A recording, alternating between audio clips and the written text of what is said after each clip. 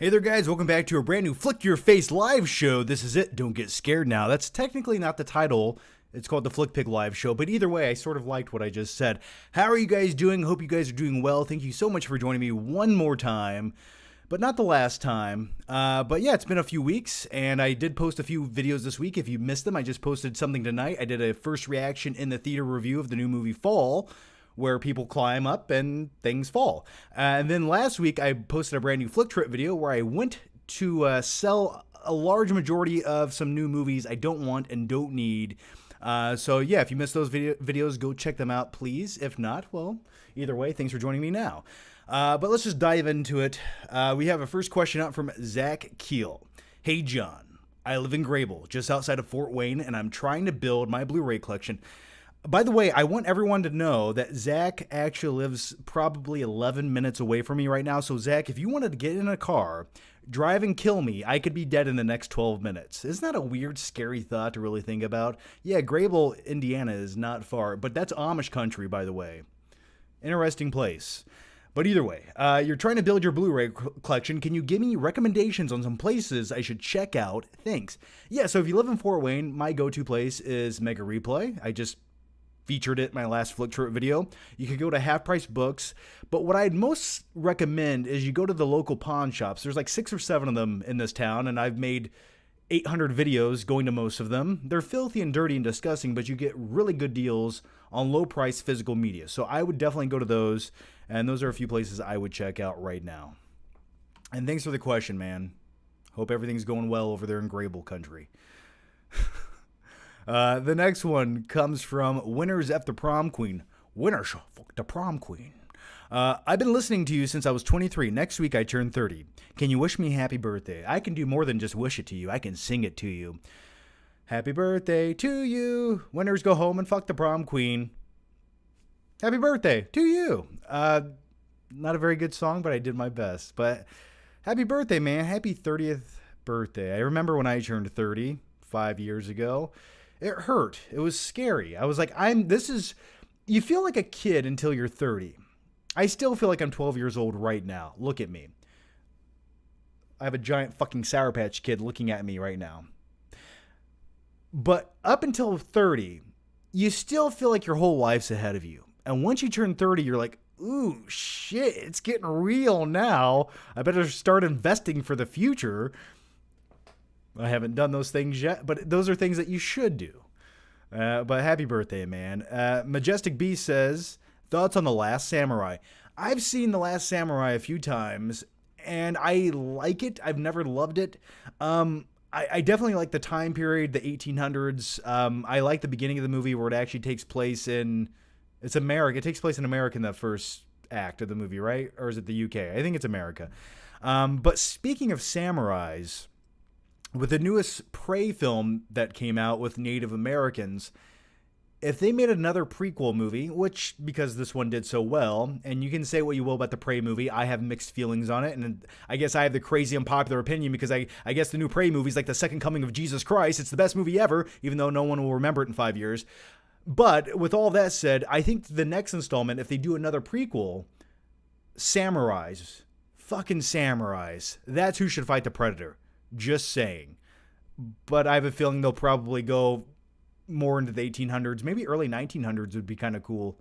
You know what would be really cool with a Predator movie? Maybe the Predator encounters like a group of soldiers in World War I. That could be kind of neat. Or even Vietnam. That could be interesting as well. And if it was in fact in Vietnam, you could actually have... You could recast some of the characters from the original Predator movie in 87 as their younger selves, because a lot of those mercenaries were actually in Vietnam. So that could be another thing you could do. Just putting it out there. Brevin's Flicks and Games. How's it going, Brevin? Hey, John. I missed you, man. I missed you too. Now at 4,000 subs. You have 4,000 subs? Well, hell yeah. Had a lot of fun reviewing Fight Club. My brain's melting. Okay, you typed this crazy here. I feel like I'm going to have a seizure and fall over. We all had the first rule, but we can't help ourselves. We love it. Yeah, you got to talk about Fight Club. You just do. Then you have to kick your own ass in a parking lot outside as people question what you're doing with your life. I love Fight Club. I love Bob's Bitch Tits. I love how it's about consumerism and greed and just letting go. And sometimes you just got to dump some acid on your hand to feel alive. I love that movie. So nasty. Aki Ng. I know I always say your name wrong, but you've been a member for 2 months, and I thank you for that. Hey, John. Leg day today? Wish me luck. Good luck to you, because I ain't doing that shit. Now, what I told myself is I'm going to start going to the gym a solid 3 to 4 times a week. Okay, now if I go 4 times, if I hit the 4 times at the gym, I have to do legs on that 4th day.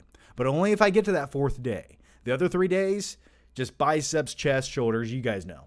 But good luck with legs, man. Gus Babington just saw Black Phone. What was that about was that about your uncle? That's a good one. That's a good one. Uncle Gary wouldn't be as merciful as the grabber is in Black Phone. No. You think those kids are going to be left alive in that basement? I have bad news for you. My Uncle Gary would mutilate those children and eat them. Then he'd freeze their remains and put them in stew for years to come. And feed them to his family members, including myself. But speaking of the Black Phone, I did want to talk about some Blu-rays I recently got, and we'll do a quick segment, and then we'll dive back into the questions, because I'm feeling all hyped up on caffeine, and I was watching Terminator 2 T2 right before I started doing this live stream, so I'm feeling really good. I'm feeling like a cybernetic...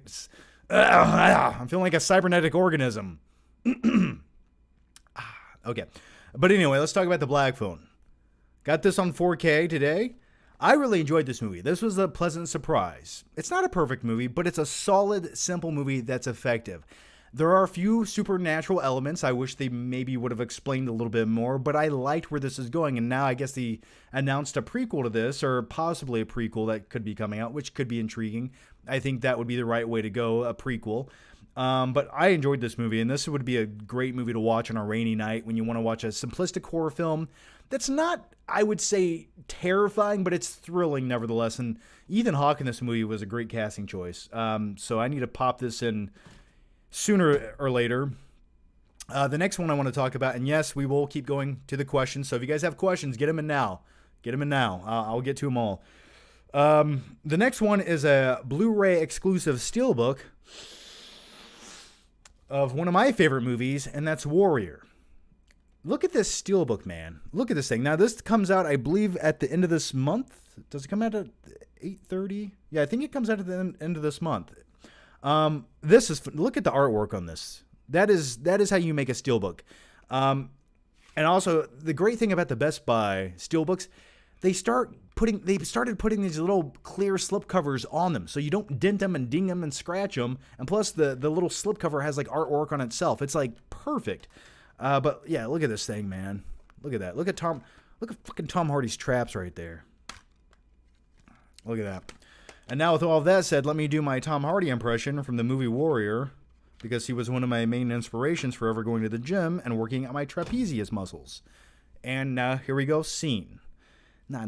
You went there. You went there when my mother was on her hands and knees in the house without heat, puking up blood. Nah, you out somewhere getting drunk. So why don't you take your war stories down to the VFW? Because maybe they'll give a damn. And now, here's Tommy's father, Nick Nolte. And scene. It's a real nice thing what you did for that boy in that tank, Tommy. End credits. Thank you. Love Warrior. So definitely check out that steelbook when it comes out. And the last thing I have that was sent to me is the complete 24th season of South Park. I've watched a few episodes of South Park. I've probably watched like 3 episodes over the last 5 years, to be honest with you. I've watched some clips, but is the 24th season better than the 23rd season? That is my question to you guys, and let me know down below. All right, let's dive back into the questions here. You got me. See, when you mentioned my Uncle Gary, it got me on a tangent, and I had to do it. All right, Brevins Flicks and Games with another question here. Do you prefer some future comic films rated R? I think if the story necessitates having a rated R rating, yes, absolutely.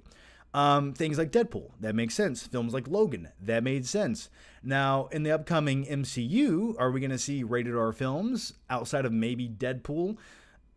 I would say maybe not, probably not, but I would like to see them. Now, for me, Blade would have it could have necessitated a rated R rating like the 98 film did. Do I think they're going to do that? No. I think rather than blood spewing out of people, they're going to have like some purple goo or some bullshit to cover up and make it a PG-13 movie. But I would love more rated R movies. And it's almost getting to a point where it doesn't matter anymore. Like, I think the box office has already been proven multiple times. If you have a good movie and it's rated R, it's going to have a box office return. And if for nothing else, that rated R rating actually entices people to go see it a little bit more.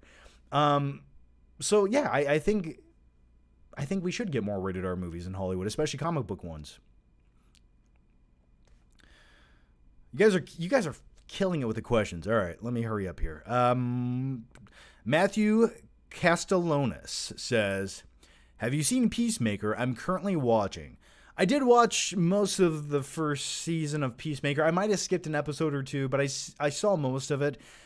I liked it. It just wasn't really like a binge series for me. I liked looking at John Cena's human growth hormone muscles. His veins are just exponentially getting larger every year that he's alive. They look like they want to pop. I liked most of it. It was good. I didn't love it, but I thought it was a pretty decent series to occasionally watch when you're like eating food and you have nothing else to watch. Yeah. Michael Parton says, you planning on seeing Beast with Idris Elba?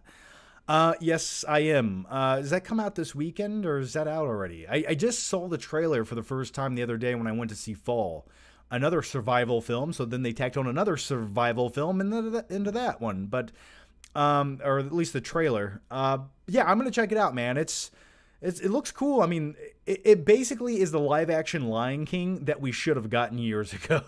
Okay, we'll just leave it there. But yeah, I'm going to check it out. Elliot Cecil says, what are you more excited for, Lord of the Rings or Game of Thrones? Oh, definitely Game of Thrones, man. I have way more faith in Game of Thrones getting that tone that I want to see from a series. And I'm actually rewatching for the fourth time Game of Thrones. I'm on season 7 now. Season 7 is where it kind of gets a little bit shitty, and then 8 just goes right into the crapper and it flushes. But yeah, I'm looking forward to it. The Lord of the Rings, I have a lot of reservations with that, man, and it looks a little too glossy. It doesn't look like Lord of the Rings. It looks like Hobbit to me. It looks like the Hobbit trilogy series, not Lord of the Rings. Like, it just looks overly glossy and CG to me. I don't know. I'm going to check it out. Hopefully it's good, but I don't have a lot of faith in it. Even though it was, the most expensive series ever made thus far. I think it was like $1 billion budget or something crazy. Michael Campbell says, been watching 10 plus years. You're like my cyber daddy. That's okay. You know what? That's fine. That's a term I don't mind using. Cyber daddy. I think I'm going to put that in every social media profile I have. Cyber Daddy, right under my name. That'll be good. That should have been my YouTube channel, Cyber Daddy. See, that would have been good. Landon Lee says, what's your gym goal now? Really just maintaining. So I weigh probably like 194 pounds. I'd like to be around the same weight, maybe a few pounds heavier with just lean muscle. You know, lose a little bit of fat, but just lean muscle. That's all I want. Functional strength. Just proportionally stay the size I am now, maybe get the traps up a little bit higher. And my only goal nowadays is keep some biceps and keep my body proportionate to my head so my head doesn't look like a large alien head on a little boy body. And if you want to see that, go watch some of my videos from 2010. And speaking of videos from 2010, I had this fucking incredible 20-something minute montage that an awesome guy made for me, and I will give him credit at some point when I actually feature this, but It's a beautiful montage that literally tells a story of the last 11 years of this channel. It like literally tells a story as it shows these clips with music that's all copyrighted. The holdup is it's got like 14 copyright claims on it right now, and it's unlisted on YouTube. Now, I don't need to make money from this. I don't give a shit about the monetization. My fear is when I go to make it public, I'm going to start getting copyright strikes. So I don't know what to do with that. So, but anyway, that cool video will be coming at some point. I got to figure out what to do.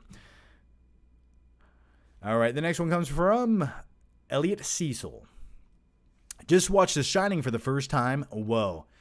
Yeah, it took me a while to get around to watching The Shining, actually, for the first time, and I really did enjoy it. It's not in my top 25, but it's definitely a movie that I feel like everyone should watch at least one time.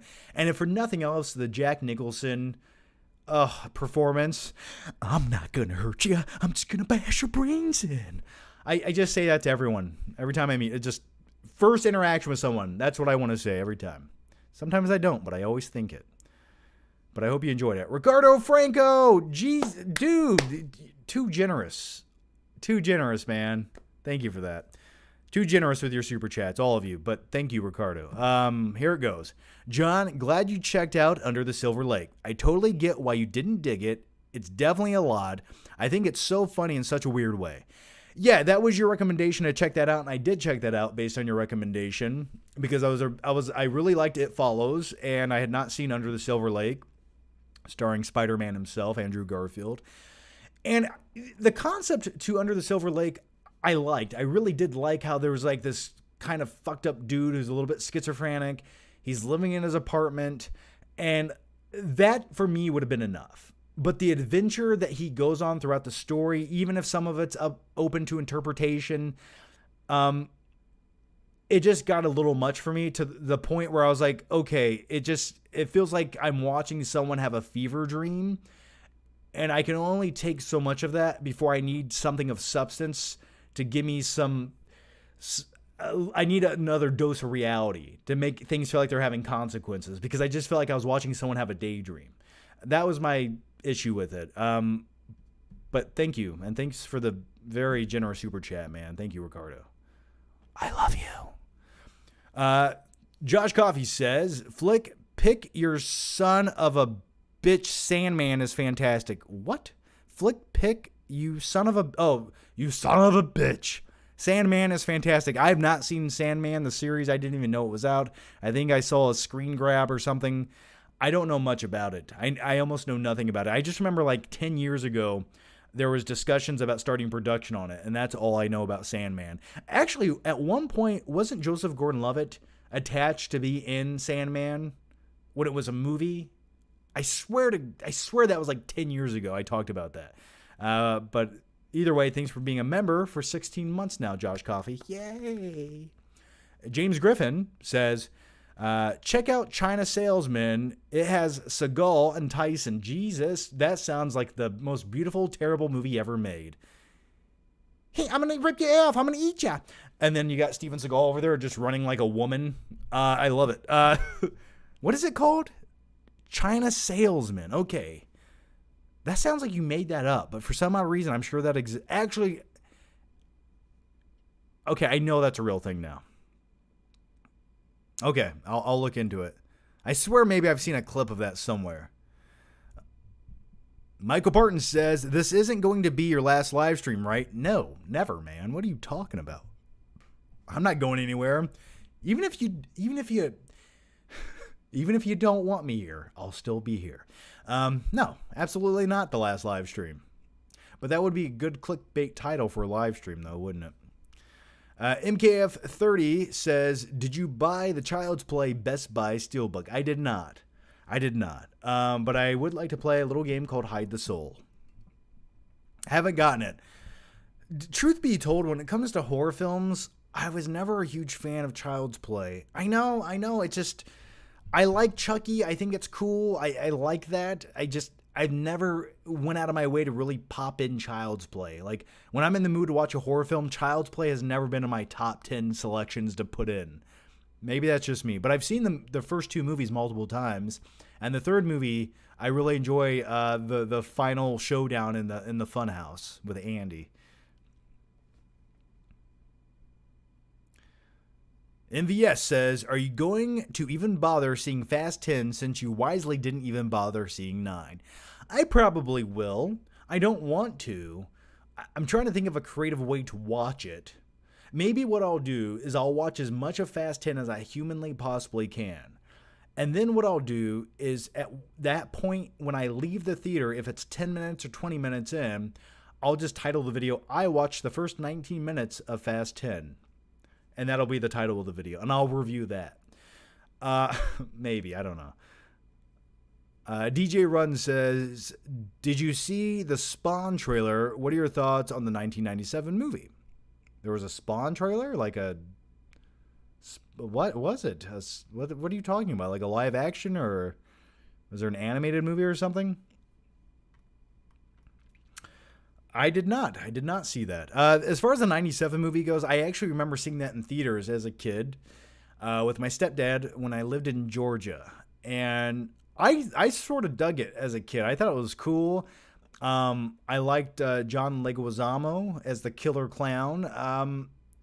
But it wasn't a good... It's a bad movie. It's really a bad movie. But as a kid, I was like, oh, that's kind of cool. But... But even as a kid, a stupid little kid, I remember when it gets to the hell sequence in the third act where they just ran out of money. Like they've actually admitted that they ran out of money, and it just looks like a fucking PS1 video game graphic, and it's just like in hell with these digital flames. It looks so atrociously bad. But yeah, as a kid, I thought it was okay. Judge Coffee says, podcast recording tonight, almost 100 questions. Oh my, there's 100 questions on there? Oh gosh. Yeah, I'm trying. Our schedules have not aligned this week. More so my schedule. It's been a very hectic week for me. I'll just say I am. Just hear me out for a second.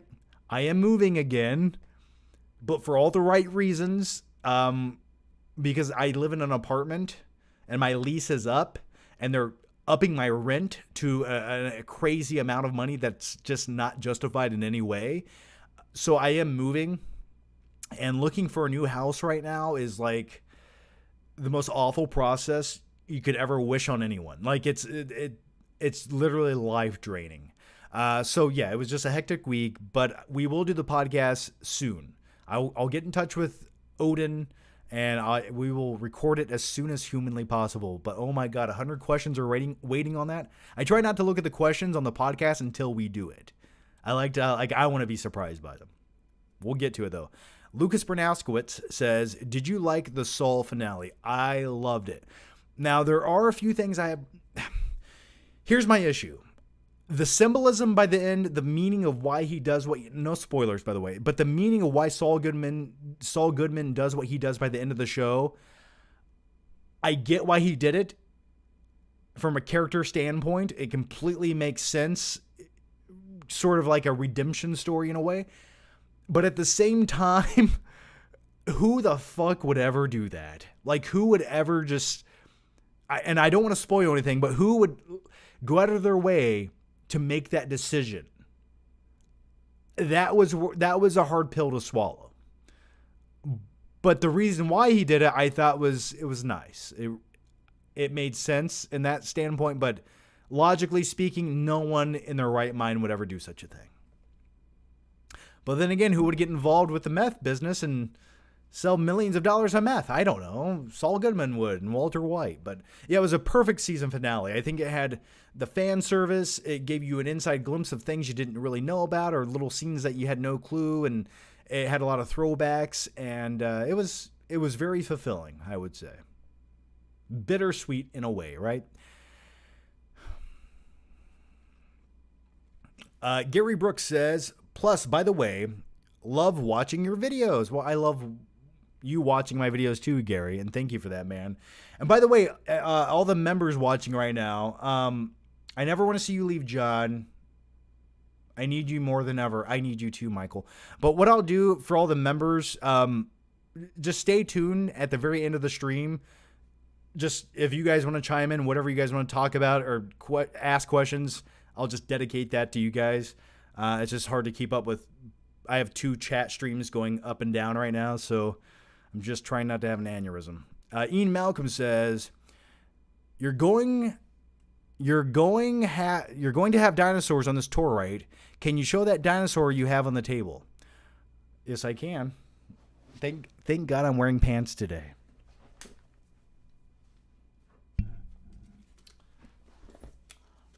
You are going to have dinosaurs on your dinosaur tour. Yes, I have this.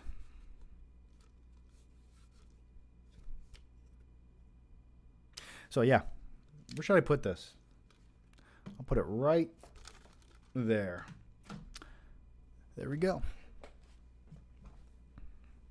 All right, the next one comes from... It's going to come from someone over here. Okay, here it goes. Gary Brooks. Hey, John. I always think that Pain and Gain is always a good Jim Rant movie for me. I agree. Now, the thing with Pain and Gain, it's an interesting concept, which is based on a true story, but the thing is Michael Bay directed it, and that's where it gets ruined. Now, I think if you had a better director handling that dark comedy, it would have elevated it and made it better. Something like Fargo, for example, was like dark comedy, but based on a crime. And that's what Pain and Gain should have and could have been. But then Michael Bay has dogs pooping on stuff. And that's funny to him because he's a he's a moron. Okay, let's be honest. Okay, I like me some Michael Bay, but he has the childlike sensibilities and humor of an adolescent child who has not hit puberty yet. And he still laughs every time he farts. And then he cries because it scared him. But anyway, as far as Pain and Gain goes, I like the workout scenes. I like The Rock and Mark Wahlberg. I love when Mark Wahlberg just runs into the room. He's like, I gotta get a pump. Like, I've been there. I've literally have been in situations just like that. And it evens you out. It really does. All right, the next one comes from Ghostface Killer. Hey, John, excited for Rick and Michonne spinoff, The Walking Dead. Any new movies you've seen recently? I'm not really all that excited for it, I guess. I mean, like, I think Walking Dead is like, I think we're done, right? I mean, we gotta be done. We're done, right? Oh, you got more? Like, what? How could you? I mean, that's just, they're milking that, aren't they, at this point? I mean, maybe it'll be good. I think the tone, like the concept of The Walking Dead's great. I think the tone needs to be less melodrama. It needs to be less soap opera at this point going forward. So I don't know. I don't know anything about the spinoff show. Carter Lovejoy says, who would play Steve Irwin in a potential biopic about the film? I don't know. I mean, the only Australian actor that comes to mind off the top of my head was like Chris Hemsworth, but like, he's like, I don't know. Maybe he's too tall. I don't know. Maybe if he gets like a more of a dad bod and grows his hair out, he could make like maybe a Steve Irwin. I'm sure there's another actor who would be a better fit, but I'm trying to think of other Australian actors off the top of my head, and I just can't seem to do it right now.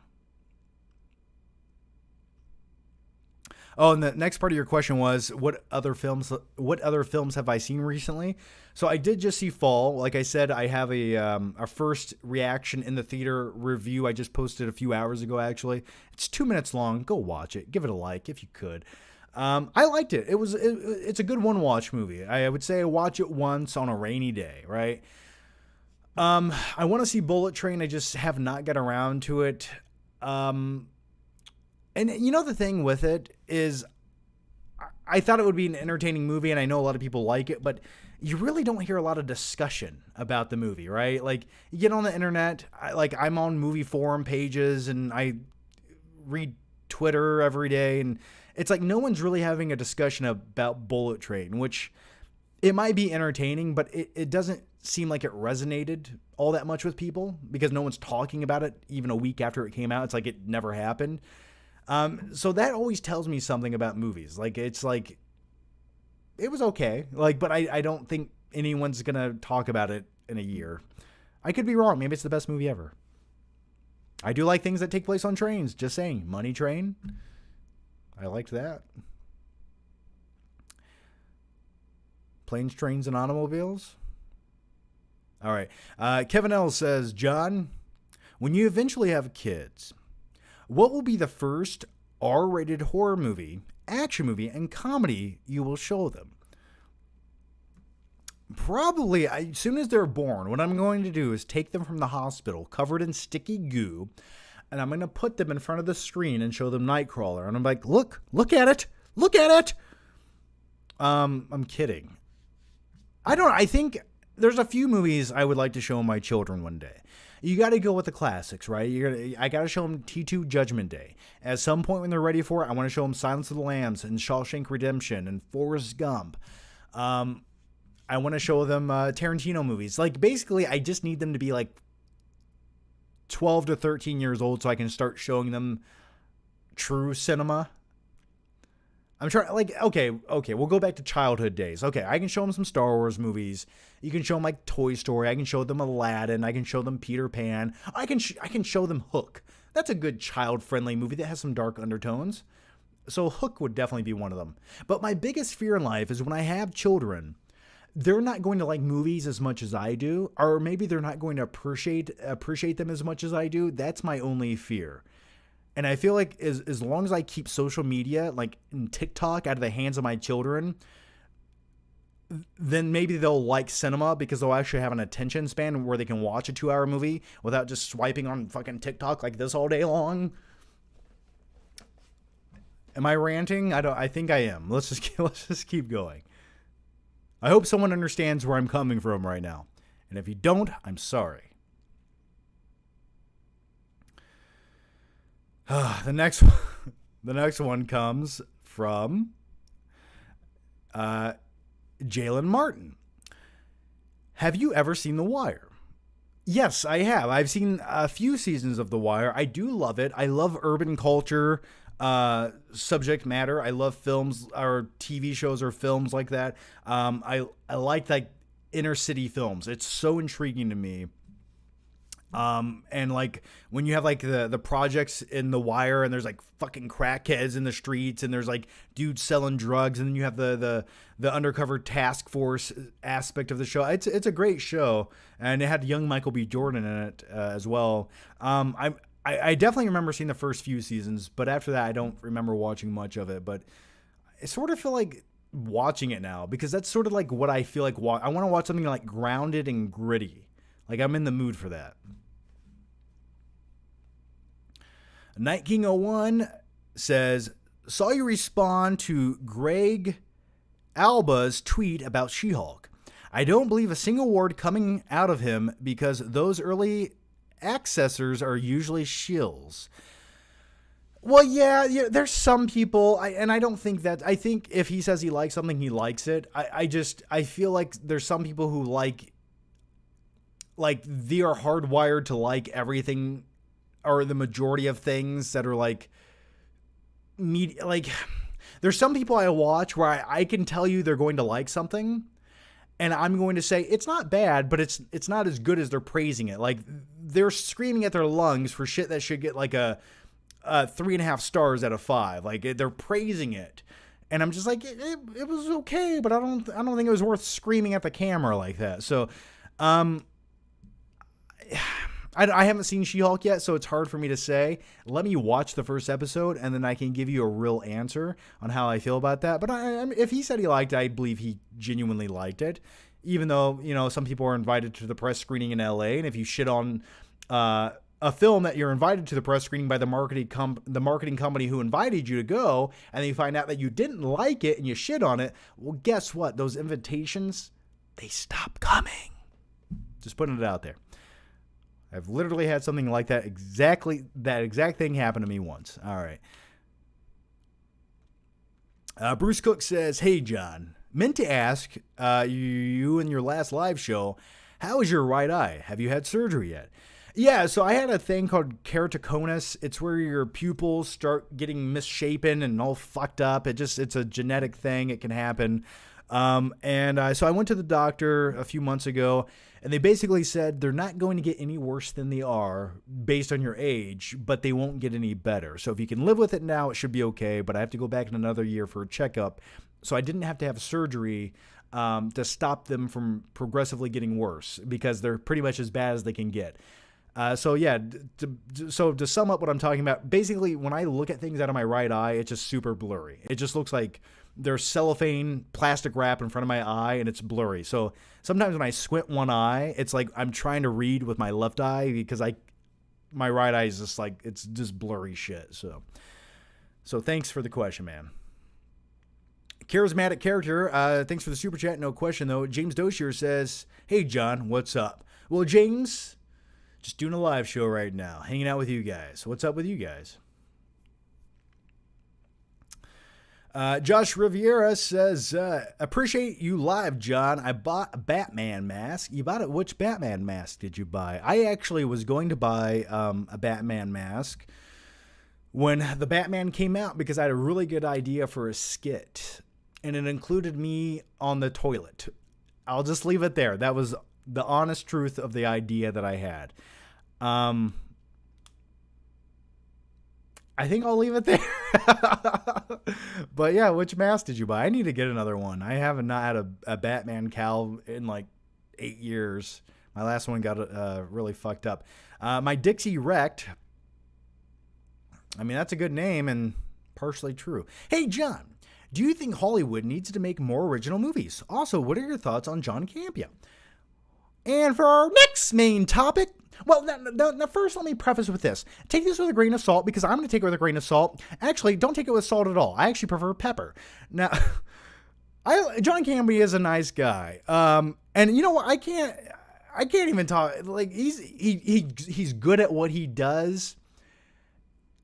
And I almost envy his enthusiasm and his energy for some of the shit they talk about on that show, because I just don't know if I could talk about Ezra Miller 8 days a week. And I know there's only 7 days in a week. I just don't know if I could do it. I just couldn't.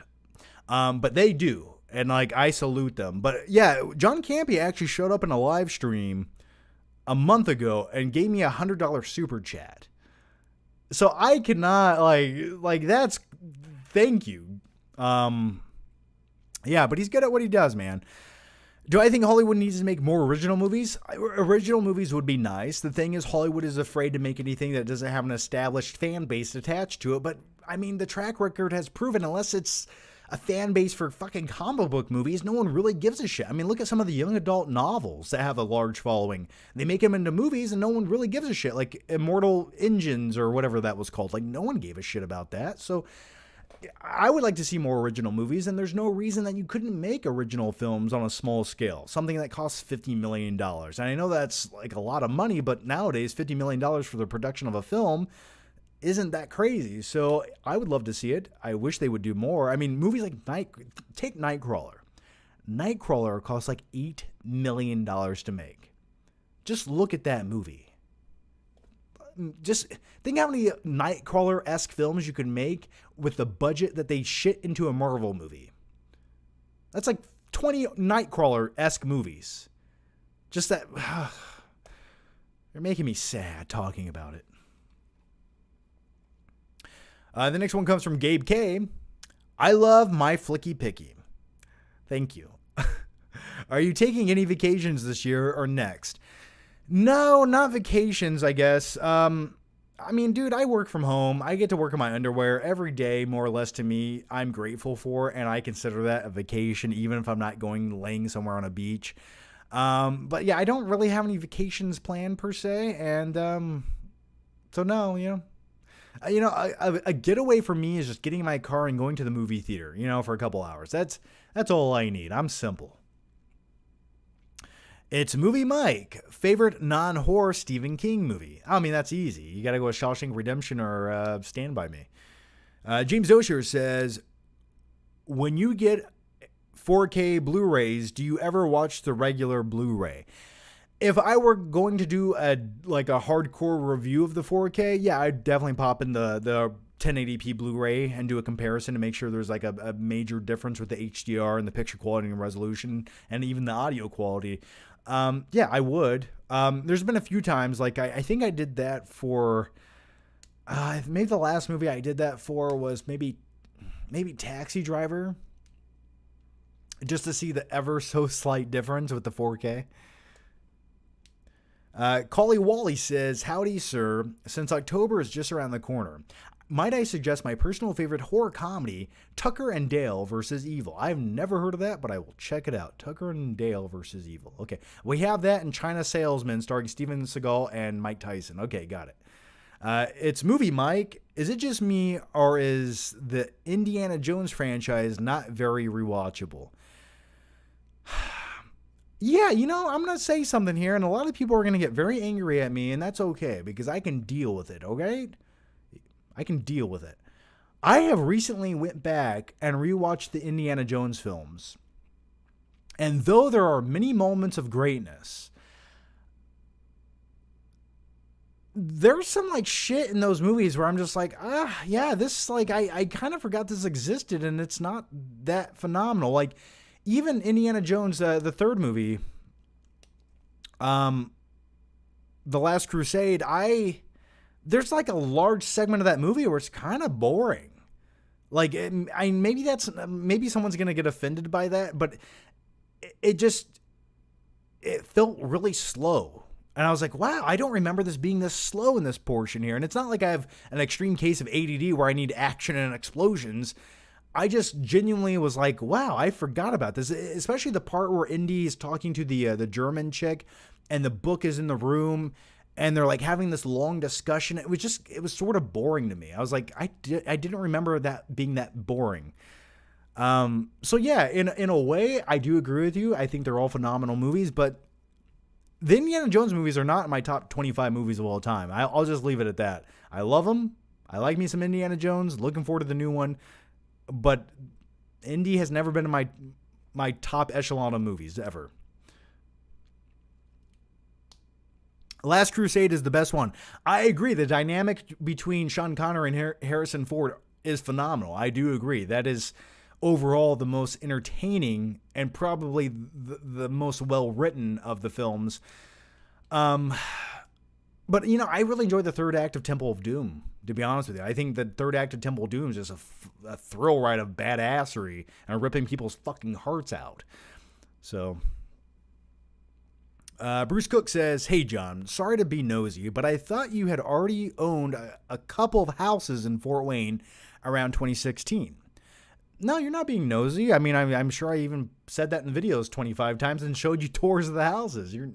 Let me tell you guys something. You can't be nosy with me. You can ask anything you want. There's a 99.9% chance I will answer it.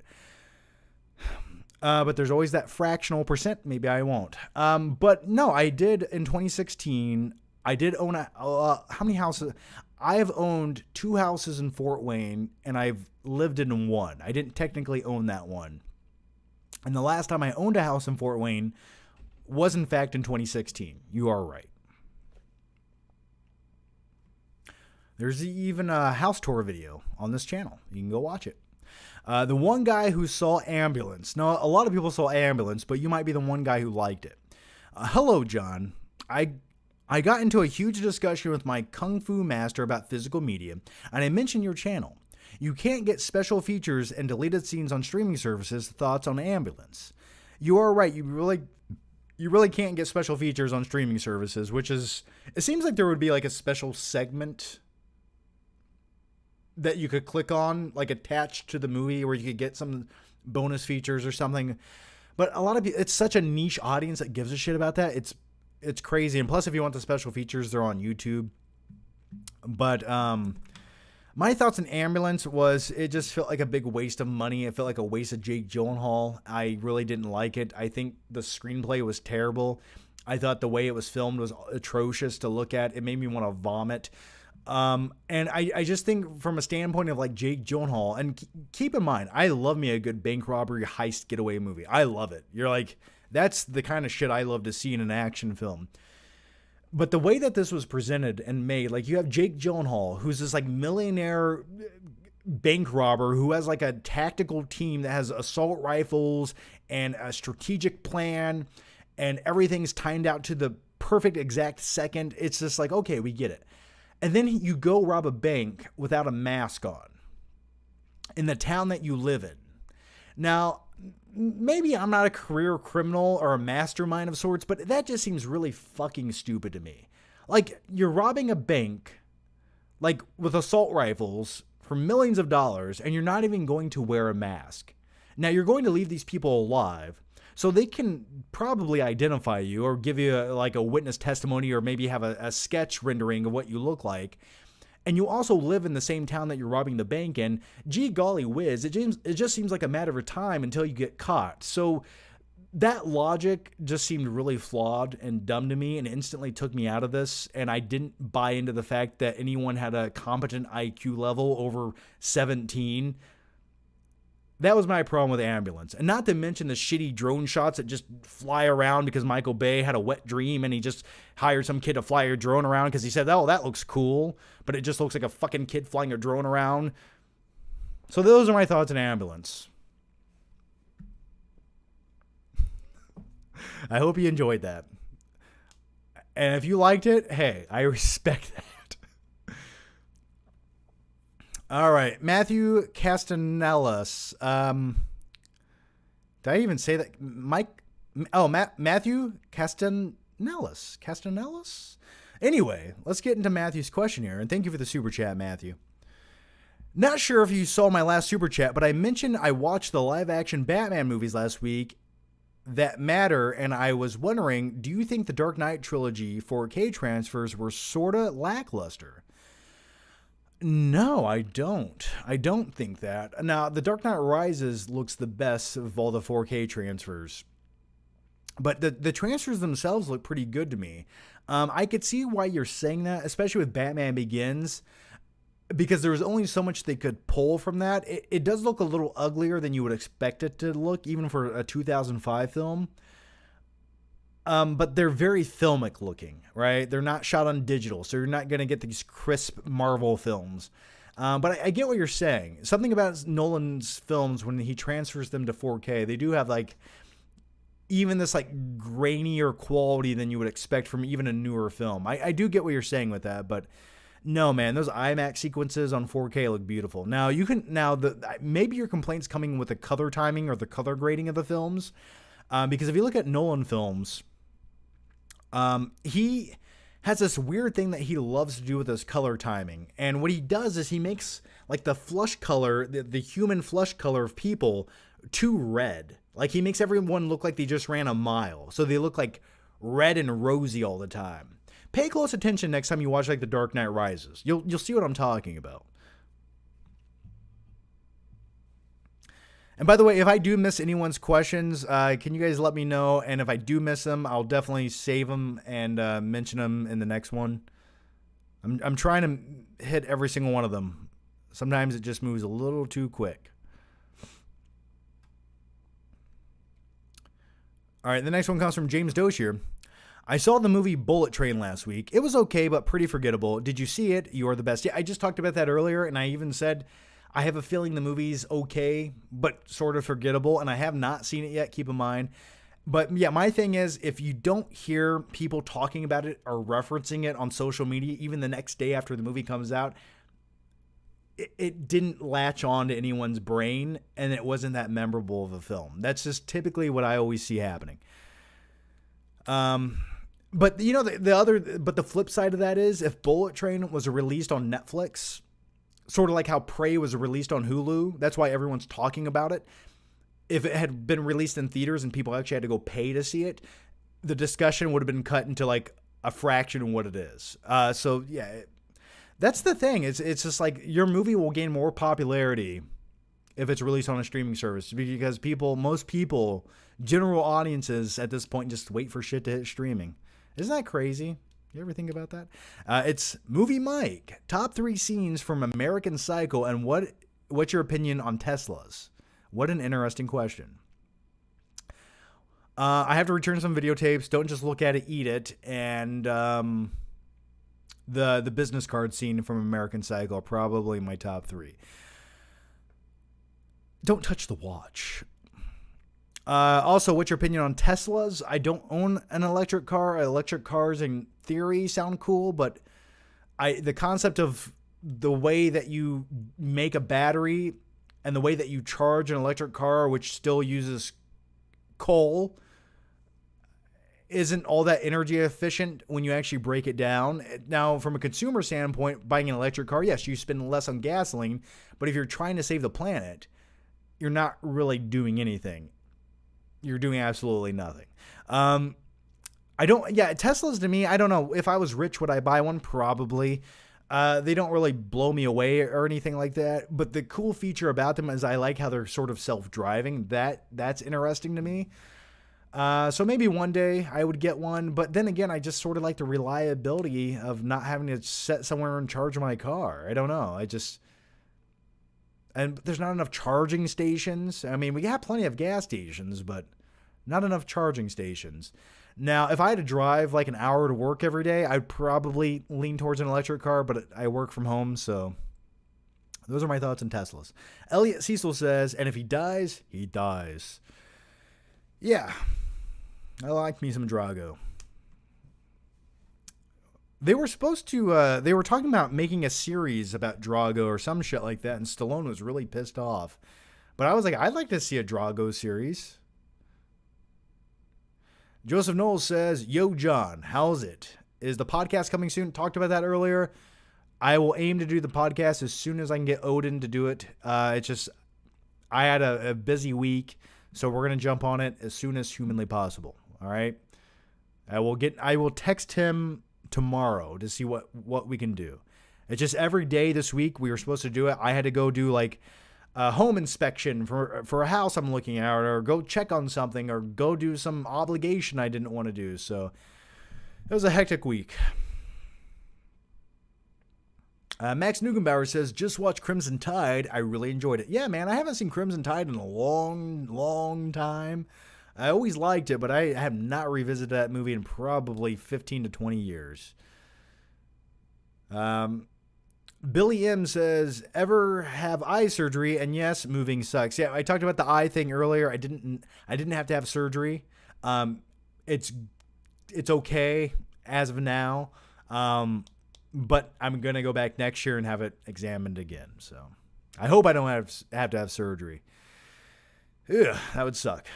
Connor X says, I get my results on Thursday. I'm doing film at university. My life depends on these results. Laugh aloud.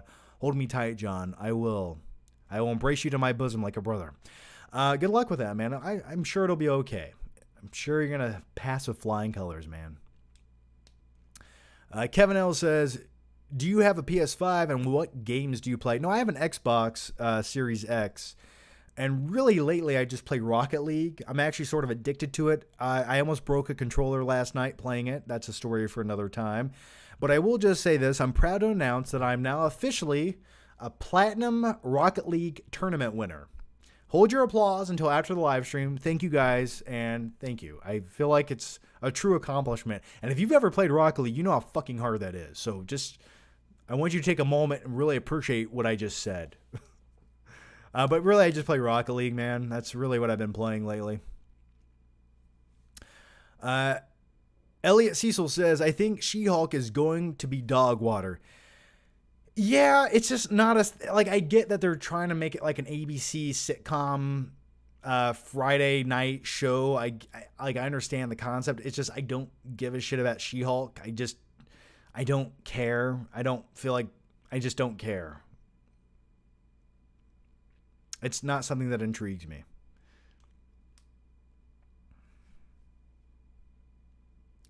Brett Altop says, have you seen Bushwhacked? Perfect sick day movie.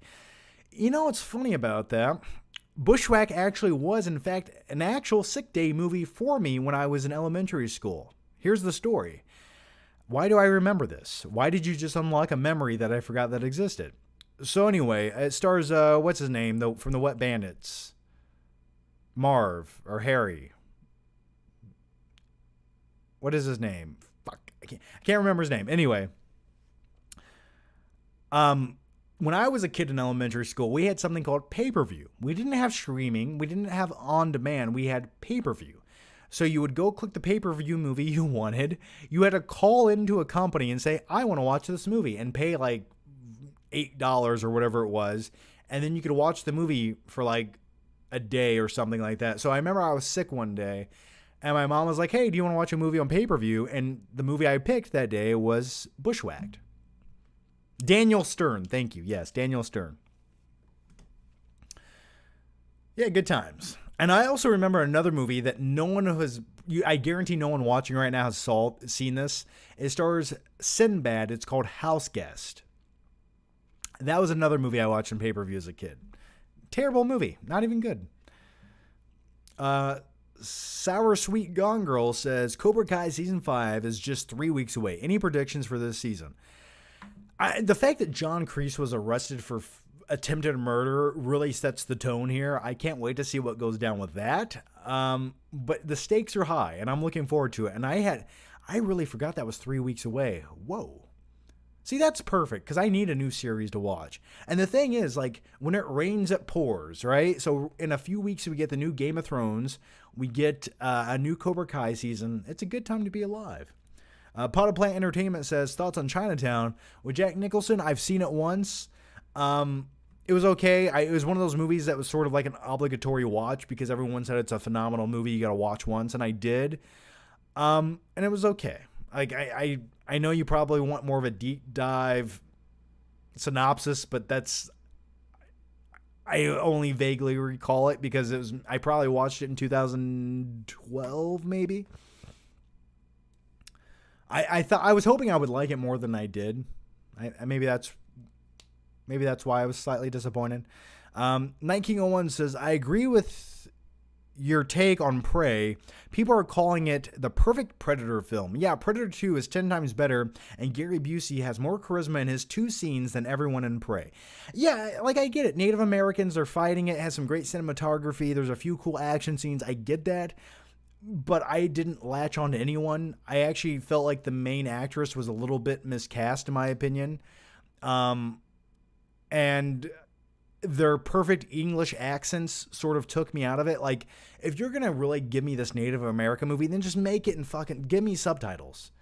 Immerse me into this environment and this time period and have them speak in subtitles, or at least broken English. Like, but they're speaking perfect English dialect. I'm like, okay, this is taking me right out of it. I think what's happening here and the phenomenon of why people love this movie and praise it so much is because every Predator sequel, and I know this is a prequel, but every Predator film besides the first one, and the second one's a guilty pleasure, has severely sucked ass. Let's just be honest. And the last Predator film, The Predator, you couldn't make a worse Predator film. Like if Tommy Wiseau acquired the rights to Predator, he couldn't make a worse film than what Shane Black did with The Predator. That movie, the subplots, the things that they tried to do, and the directions they went, it makes me literally just want to jump out of a window. All right. So I think like people are just like, okay, it's a decent enough movie. And I think the other thing is, keep in mind, people all watched Prey at home. You didn't have to get off your fucking ass and pay to see it. You just sat at home and watched it. Now, if you had to pay and drive to go see it at a theater, your expectations actually would have been higher. And I think people would have been like, oh yeah, it was okay. But it was okay. But the fact that anytime you can watch a movie for free and it's streaming, like it's elevated on some pedestal. Like movies like, I remember Bird Box came out and people said that was a good movie.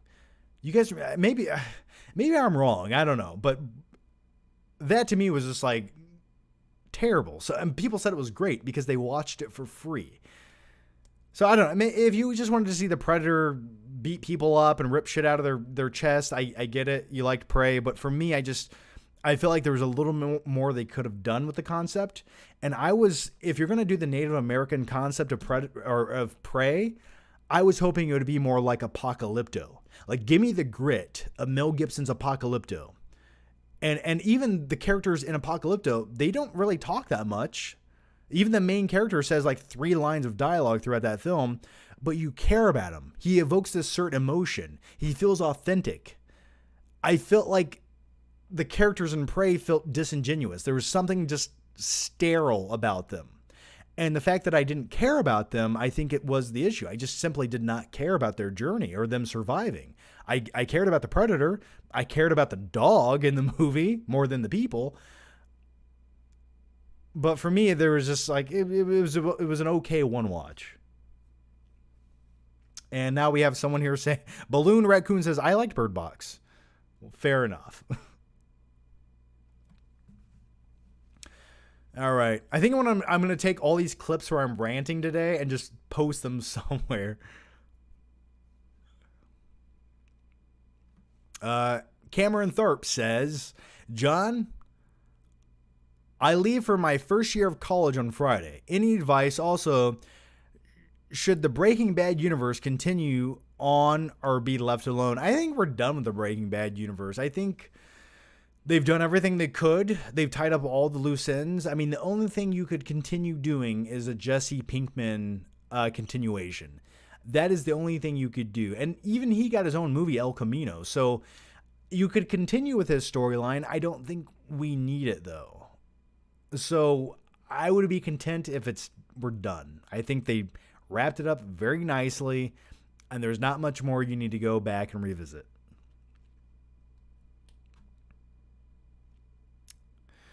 All right. Someone just said, hey, John Old. Thank you for that.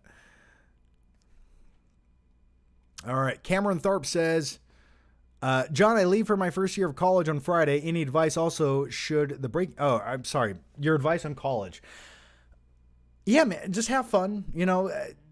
Stay focused. I hope you're going for something that will pan out for you. Don't waste your money and time on something that, for a job that you could just go get right now, but enjoy the experience, Get good grades, but have a good time.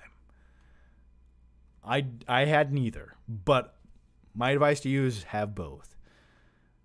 Santiago Paz says, hey, John, just checked out Fall and dug it. What's your favorite single location thriller? Single location thrillers. I wish I could say 47 Meters Down or something like that. I think The Reef was actually a better shark attack movie than that. But something like Castaway, once it gets to the island, I would say Castaway is my favorite single location-esque movie thriller. There's a few others I liked, but I wouldn't love to go back and revisit them. Like movies like 127 Hours, it was fine to watch once, but do you really want to rewatch it over and over again? So you could even say movies like Room was a single location-esque thriller type movie, but I'm going to go with Castaway. Luis Javier Rubio says, hey, Johnny Funkman, what are your thoughts on Ezra Miller being a moron? Just fuck him. He's fucking done. Just fire him. You're done. And here's what I would just say. Hey, guys, we fired Ezra Miller, but we have a Flash movie. He's not continuing on as the Flash. We promise you that. But we're going to put this movie out. All right? We're done. And you can recast Ezra Miller. He's dime a dozen. There's nothing special about him. He's not that great of a Flash. And the guy's utterly crazy. I hope he gets help, but he doesn't need to be in movies. And have you seen the HBO Max Peacemaker show? We talked about that earlier. I have seen Peacemaker. There's maybe an episode or two that I missed, but I liked looking at John Cena's biceps. Dustin Rich says, I just rewatched Nick Cage's scenes in Kick-Ass and realized I am deeply in love with Nicolas Cage as a human, as am I. He brings so much pleasure to us all. He brings more than pleasure. I'll tell you that from me. But yeah, man, Nicolas Cage, just the charisma, the craftsmanship, the acting abilities, he can turn it on and give us such a performance that no one else could do. That's why he's unique. He is, in fact, a national treasure himself. That is Nicolas Cage. I could eat a peach for hours. All right, let's go to the next one here. Mike Spoon says, what's going on, John? So glad I get to join a live stream again. It's been a while. It has been 2 weeks. Hope you're doing great. I just wanted to say thanks for doing the streams because I start new classes in the morning and this helps clear my mind so much. Love you, man. Well, thank you, Mike Spoon, and I love you too. And the live streams help clear my mind too. They're cathartic, and I try to bring you a 150% version of myself. I will be honest with you. After the live streams, I just shut down. I literally go lay in the fetal position on my couch for 6 hours. Because this is the most energy I can expel at once. But I give it to you guys. Funny How says, have you ever shot a gun? Yes, I have. If so, what was it and what are your favorites to shoot? Well, I'm not a big gun guy. I don't really know much about firearms per se. I shot one gun. I think it was a revolver. I don't want to dive into the gritty details of it. No, I didn't kill someone. That's not where I'm going with that. It just basically my friend had a gun that he shouldn't have had. And we were playing with it in a field, and more or less my friend almost died. He could have died because he was doing something really dumb with the firearm. And it was the thing. You look back at things and you're like, wow, that was crazy. But either way, yes, I did shoot a gun once. I know that was the most ambiguous story I could have ever told, but I'll just say he thought the gun was empty and he was messing around and he went click and then he put the gun up in there and went bang. That was a close call. Don't do that. ONR says, watched Alien the other day, kind of bad. Well, I wouldn't say it's bad, but what you have to do, and I think Alien is a masterpiece, it's a little slow, especially by today's standards. But the thing about the original Alien is you have to keep them, that came out 40 years ago, right? At the time, audiences had never seen anything like that. They'd never seen a creature flick like that. So you have to put yourself in that situation. Like take a movie that's blowing you away, that's literally just blowing your melon wide open. And imagine like watching that again for the first time. That's what it was like watching Alien for the first time. So you just have to put yourself and watch it from that perspective. But I wouldn't say it's a bad movie. No way. It's Movie Mike. If you were invited to Willy Wonka's chocolate factory, what would you eat first? Now, I'll tell you what I would do if I went to Willy Wonka's chocolate factory for the first time. I don't care about the schnozberries. I don't care about the chocolate river.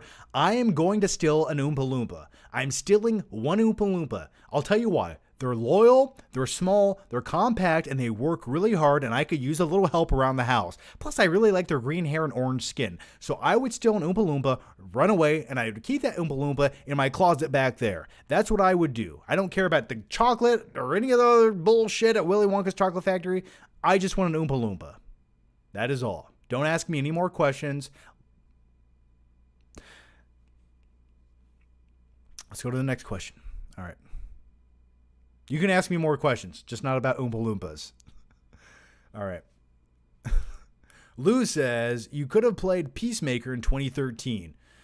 I could have, maybe like 2015, I could have played Peacemaker's younger brother. But I got it, man. I still got a little something in there.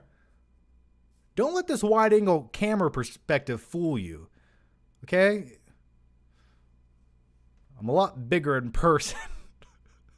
All right, let's go to the next question here. It's Movie Mike. Zombieland and 21 Jump Street are two very underrated comedies. Early 2010 comedy films are unmatched. Well, the thing is, that was the last big hoorah of comedy films in Hollywood because that's when people could take a joke and Hollywood wasn't as afraid to make a joke. So you got movies like The Hangover, movies that could be offensive. Now we're just afraid to do anything because we will offend one person. And now we can't make the movie. But the one person you're trying not to offend wasn't going to watch the movie anyway. So that's the problem with today's storytelling. But yeah, I like 21 Jump Street was great. Zombieland was good, but I actually preferred 21 Jump Street. I loved it. That was the movie that kind of made me like Channing Tatum. Maybe, I don't know. I was going to say in a heterosexual way, but then again, hey, who knows? I don't know. The next one comes from MF Reviews. After the events of Nightcrawler, what do you think happened to Lou? Did he get fame or lots of money? Well, I mean, the movie ends off with him starting in his own company. He has 2 vans, 2 crews. And for me, Nightcrawler would make the perfect miniseries. Like, take something like Breaking Bad, right? But with the concept of Nightcrawler. The tone of Breaking Bad, but with the concept of Nightcrawler as a series. Imagine that. Like, Nightcrawler could lend itself to be like a 10-part series on Netflix. Just putting it out there. Could be good. It's Movie Mike. Paul Dano is kind of cringe in some scenes as the Riddler. Yeah, I'm going to say this. After rewatching the Batman like 7 or 8 times now, there are scenes with Paul Dano as the Riddler when his voice starts shrieking that it makes my eardrums feel like they're going to blow out of my ears. I have to like just skip the scenes that he's in. When he starts singing at the end of the movie, I just skip it. I'm like, I can't fucking do it. I'm sorry. Like I love the movie, but I just, that was not a selling point for me. I like me some Paul Dano. I think he was a good Riddler. I liked his master plan. Some of those scenes, it was a bit much.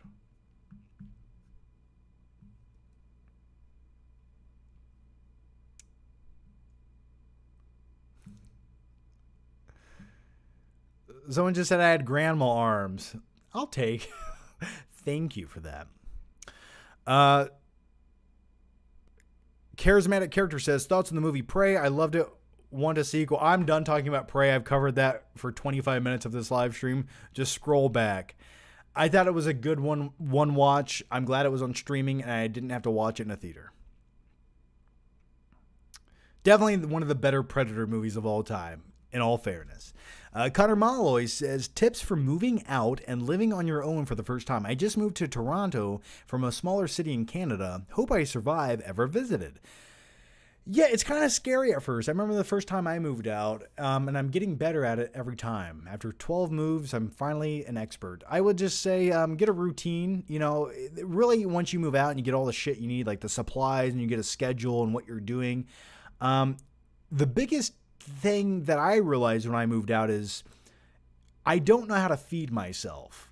And what I mean by that is whenever I go to the grocery store, nothing ever sounds good to me. Like I like to buy liquids. Like I'll buy like Dr. Pepper and I'll buy like a few snacks and some chips and some frozen pizza and things to drink and snack on. But when it comes to meals, whenever I buy something to eat or like an actual meal, I don't want to cook it. By the time I cook it, I'm too lazy. It doesn't sound good to me anymore. And when I'm hungry, I only eat when I'm starving. Like I don't just eat to eat. I only eat when I'm like literally starving to death. And by that point, I don't want to go cook a meal. So for me, I've never actually bought food. Like I've bought snacks I can heat up, but I've never bought food. So if you're the same way, what I'm going to recommend you do is, just stock up on some frozen pizzas, man. Something like that. Or if you do go to eat out, here's what you do. If you're a single guy living on your own, every time you go to eat out, get 2 meals, right? If you go to Chipotle, don't just get 1 burrito. No. You get 2. 1 for now, 1 for later. That's my advice to you, and good luck. Bruce Cook says, hey, John, I wonder if you would ever watch Irwin Allen's 1977 The Swarm, the worst movie ever made and also hilariously bad. I have not seen it. I've heard of it. I've not watched that. I don't know. Maybe one day. It would be 800 other things on the to-do list before I got to that one. But now I sort of want to watch a trailer for it, though, to be honest. I'll watch the trailer, and then I'll go from there. And that's sort of one of those movies where you have to watch with a group of people, right? And maybe under the influence of some kind of drugs or alcohol. How do you repair a scratched TV? You don't. You smash it with a hammer and buy another one, man. Or you sell it on Facebook Marketplace and hope they don't notice. It's Movie Mike. Rank all 3 Jordan Peele films. I think Get Out is probably his best film. I really enjoyed Up, and Us is a distant third. It's Movie Mike with another question here. Have you seen A Bronx Tale, directed by Robert De Niro, underrated film? I have not. Did I need to say it like that? No, I did not. I don't think I have A Bronx Tale. I want to say I have, though. Man, like every time I think of A Bronx Tale, I always think of American Movie. No, not American Movie. What the fuck am I? The movie with James Wood in it.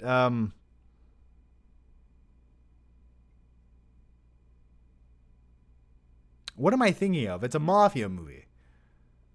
It takes place in Brooklyn. That's the movie I always think of. Not many people have seen it. It's like 3 hours long. But anyway, the next one comes from Helicopter Kicks. Don't just stare at it, eat it. Can you remember the first film you saw in theaters? Mine was the 1990 Teenage Mutant Ninja Turtles. Oh, yeah. Yeah, that's a good question, Helicopter Kicks. Once Upon a Time in America. Yes, that's it. But speaking of American movie, I did just rewatch that documentary the other day. That's a damn good movie. That's the funniest shit ever made. If you have not seen American movie and you're into filmmaking, or especially independent filmmaking, and you want to have a good time, go watch it. So as far as some of the earliest movies I can remember seeing in the theaters, most of those stem from my parents were divorced. So every weekend I would go hang out with my dad and we would always go see a movie. And that's where I discovered many great films like The Lion King, True Lies, Blank Check, Last Action Hero, and many others. So I'm trying to think of the first movie I remember seeing in theaters. I remember watching Jurassic Park. I remember watching the Aladdin in 1992.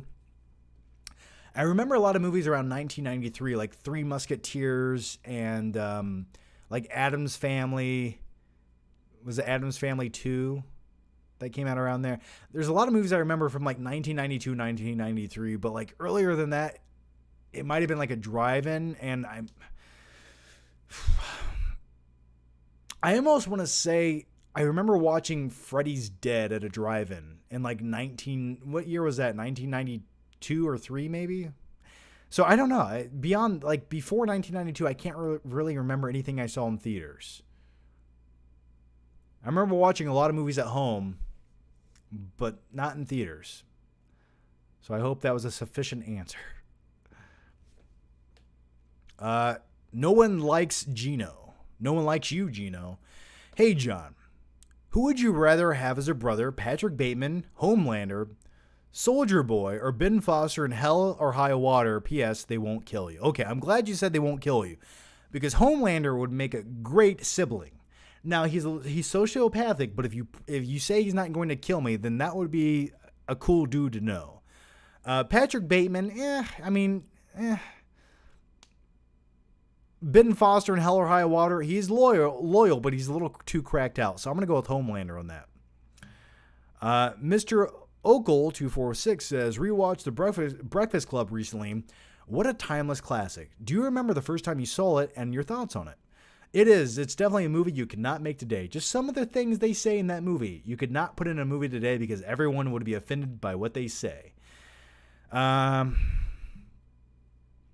Yeah, it's definitely a product of its time, but it is a timeless story nevertheless, in my opinion. The first time I watched it might have been, maybe we had that recorded, because my dad would always record movies off HBO onto beta tapes. And if you don't know what a beta tape is, it's basically like a VHS, right? And I think I watched it on a recorded beta tape copy, maybe in like 1995, maybe 4, maybe 5, maybe around that time, the first time I actually sat down and watched it. Sour Sweet Gone Girl says, did you hear they're remaking Roadhouse with Jake Gyllenhaal as the lead, and it'll be directed by the same person that directed Mr. and Mrs. Smith and Edge of Tomorrow? Yes, the fact that they have a competent director, and Edge of Tomorrow is a phenomenal film, so I have faith in the director behind it. Jake Gyllenhaal starring as the new Dalton. Thought you'd be a lot bigger. I love me some Roadhouse. I love me some Patrick Swayze. So if they treat it not like this corny, hokey piece of shit movie, like some slapstick comedy movie, and they actually take it somewhat serious. Now, I believe this time around, Jake Gyllenhaal will be like an ex-MMA fighter. I think that's what I remember reading about it, but yeah, I can't wait. I think Jake Gyllenhaal being as the main lead will be good, because I know he'll definitely like get in shape, get ripped for the movie like he did for Southpaw. So I'm sold. Yeah, I hope it's good.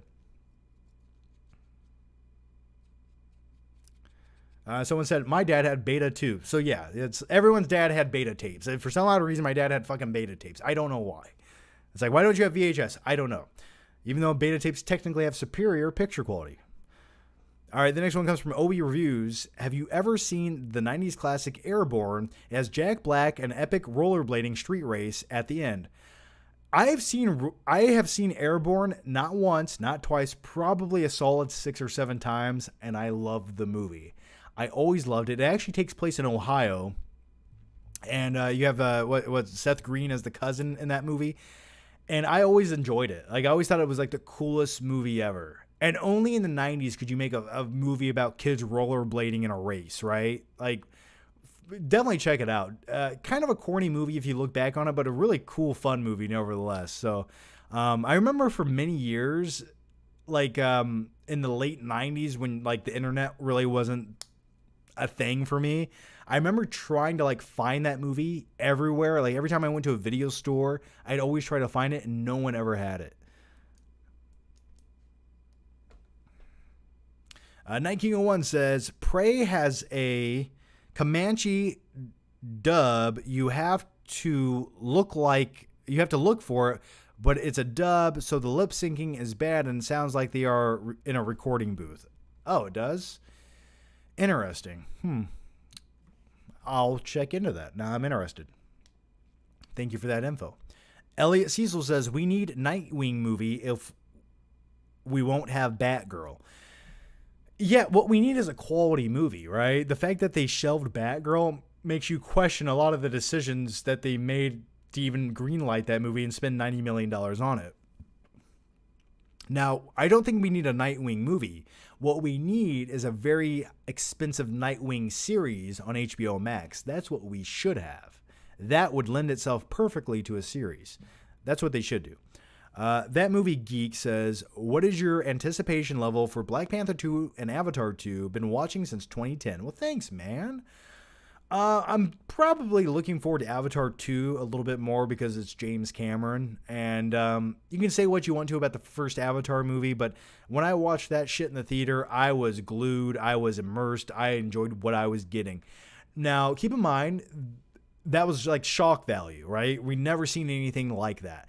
The fact that we have, and now we're getting a sequel to it, now it has to try even harder. So, yeah, I'm looking forward to it. Black Panther 2, the trailer did sell me more. It did hype me up for it more than I was expecting. Kind of the direction they're taking it. So, but I would lean towards the scope and epicness of Avatar 2. I just think that'll be like an experience for me, but I'm looking forward to both. Night King 01 says, Spider-Man PS4 is on PC now, John. It's phenomenal. Yeah, not a big... I've played some of the Spider-Man games. I don't think I'd ever get it on PC. I know people like it, but there's only so much like swinging around the city and shooting webs, and I kind of get bored of it. Louis C. says, hey, John, how would you fix the MCU, or do you think it's just really fully dead? Been a fan since the Tiny Todd days. Still my favorite YouTuber. Well, thank you for those very kind words. And we'll take a moment of silence for Tiny Todd, and the moment's over. So as far as fixing the MCU, I think right now we're just in a slump. I think right now it's sort of like the obligatory phase where they had a lot of movies, and a lot of these were in production during COVID. And because of that, I think there's some shortcuts made, and a lot of things didn't quite go according to plan, or at least I'm giving them the benefit of the doubt. But really, it just feels like they're pumping out their mediocre movies right now, right? This is the phase of mediocrity. And I'm hoping now they turn up the volume and actually give us some more quality, right? And I think we're almost being overwhelmingly inundated with just too much shit. Like, you get a new Marvel show every week. You get a slew of like mediocre movies. It's just either take a break or take your time and make the next movie coming out mean something, right? So I'm hoping that this was the phase that they learn from. Like, they're like, okay, we can't just get away with anything we want to just because we have the Marvel logo attached to it. We actually have to try like we used to. So I'm hoping they go that direction. And I'm hoping some films going forward start taking themselves a little bit more serious. You know, like the whole Thor Ragnarok thing. Or not Thor Ragnarok, sorry. That's a good movie. The Thor Love and Thunder thing, it's just like, I think we've went too far with the slapstick comedy. I think we just tone it back a few notches. Potted Plant Entertainment says, some movies you hated so much it made you mad. Well, probably if I had to pick one of recent, I would say probably Matrix Lose Your Erection. I would say that one felt like a big slap in the face. That's the movie that really made me... It's sort of everything wrong with Hollywood, right? They sort of just... They greenlit a movie that they knew would slap people in the face. Like, oh, you love the first Matrix movie? Well, go fuck yourself, because here's Matrix Resurrections. Like, that's how it felt to me. I couldn't believe it was made. I couldn't believe it was greenlit. I just couldn't believe it. Like, that's the movie they made. It just seemed like a waste. Baron says, hey, John, hope you have a great day. Well, thank you for that. In your best movies of 2012, you put The Dark Knight Rises over Django. Would you today put Django over The Dark Knight Rises?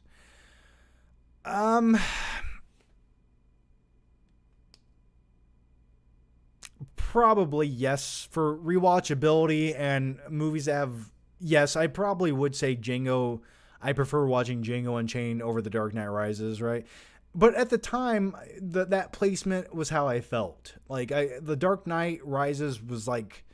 It gave me a lot of shit I wanted. And it's only after years and years of rewatching it that there's things I can pick apart more so and don't necessarily love as much as I once did.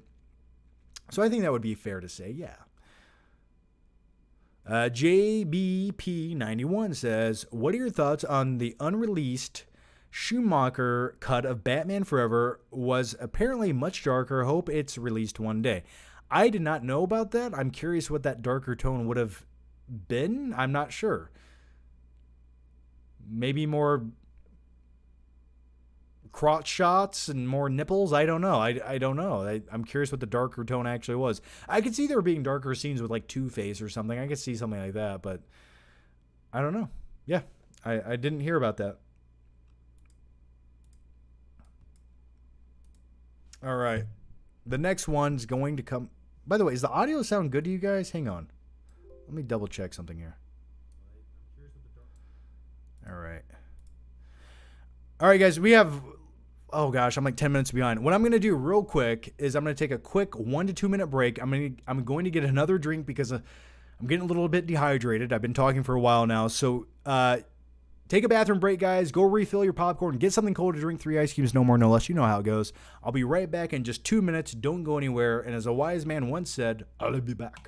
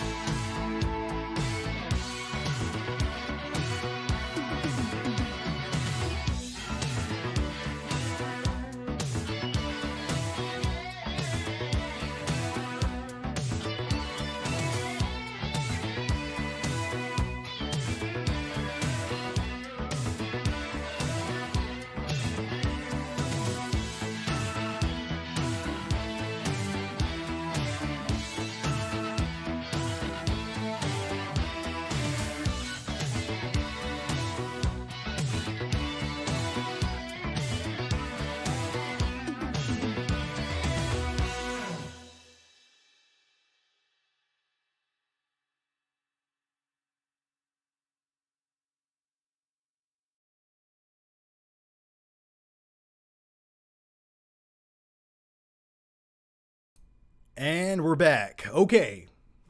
Thank you for joining me. All right. But I had to fix an audio issue. Do you guys ever have like wires behind your PC that get too close and they have some kind of weird interaction with each other, and there's like a loud humming noise that comes from your speakers on your PC? Does that ever happen to you? That always happens to me, so I had to wiggle the wires around. All right, let's dive back into the questions here. The next one comes from Andy Sanchez. My dad loves the Alien movie. It came out in 1979. Yes, many dads do love the Alien movie. I remember mine included. I think he actually enjoyed Aliens a little bit more, though. Y2 Jericho 2Js. That's the most complicated name I've ever read in my entire life. Hey, John, I love you. Knowing you're a big Batman fan, was curious if you've ever watched the show Gotham and what's your opinion on it. I like it myself. I never could get into it. It was a little too hokey for me. Just some of the like prosthetics, the look, the tone. It was just a little too over the top. It felt like a stage play to me, or like a musical Broadway show. Like, I just wasn't that invested in it. I know people liked it. I just never really got into it. Nate Burkera says, man, been watching you since living in my parents' house after college. I now have 2 children in school. Oh my, you're making me feel old. Thoughts on potential for Bale to return to the Dark Knight? Probably never going to happen. Though if he did have a cameo scene as Batman once again in like a Flash movie or something, that would be awesome. But I would say it's probably never happening. I think that ship has sailed. But Ben Affleck coming back, now that's a possibility at this point. You could have Affleck as the Batman of the whole DC universe, and you could have the Batman as sort of the somber solo Batman movies. I could see DC doing something like that. Obed Arzaga says, thoughts on the movie The Beach? A lot of people hate that movie. I sort of like it. I would say the third act is the weakest point, but when they're just living on the beach, living life, it's sort of relaxing to watch until, of course, one day there's a shark attack and some other drama happens. But I think if you're a fan of Leo, you should watch The Beach once. It's definitely like a very 1998 movie, and it's directed by Danny Boyle. So it's directed very well, except for there's one sequence in The Beach where he's hallucinating on like LSD or something, and it turns into like a side-scrolling video game, and it's just like stupid. That's the worst part of the movie. But other than that, I enjoy it. Stephanie Myers. Hey, John. Which actor has a better movie resume that you enjoy more, Jake Gyllenhaal or Ryan Gosling? Thanks. Well, my favorite movie of all time is Nightcrawler, starring Jake Gyllenhaal. Ryan Gosling has some good movies, but I would say Gyllenhaal has the better movies. I would say he has like, because you have Prisoners, you have, let's see, you could say Southpaw, you could say I'd say fucking Bubble Boy. I would say October Sky, you have Nightcrawler, you have Jarhead, you have, I mean, there's some Gosling movies I really enjoy, but I'm going to go with Gyllenhaal on that one. Who do you think has the better filmography of movies? Gyllenhaal or Gosling? I'm going to go with Gyllenhaal. And the fact he's going to star in the upcoming Roadhouse movie, he's the winner. Clear victory right there. Gyllenhaal deserves an Oscar. He's too underrated. Yeah, the fact that Nightcrawler, he didn't get any nomination for that's like when I stopped giving a shit about the Academy Awards. Anthony T says, hey man, who's hotter, Jennifer Aniston or Angelina Jolie? Nowadays, I'd probably lean towards Jennifer Aniston. And how the hell do you get your teeth so white? Great smile. They're white, but they're probably not as white as they look with the camera. You got to keep in mind, it's the exposure. Whites look whiter than they probably are in the camera. So that might be it. That, or I have luscious red lips, so it makes my teeth look whiter than they are. I'm not sure. I just brush them. I try to brush them, every once, like every 2 years, do a little teeth whitener here and there. That's all I do. Lots of Listerine. An occasional flossing never hurt anyone. That's my motto. A lot of people are saying it's close, but Gyllenhaal, Gosling will have an awesome career in 15 years, though. Yeah, give Gosling another 10 years of being an actor. I'm sure he's going to do some phenomenal stuff. I mean, he's going to star in the upcoming Barbie movie. Come on. What more do you want from that guy?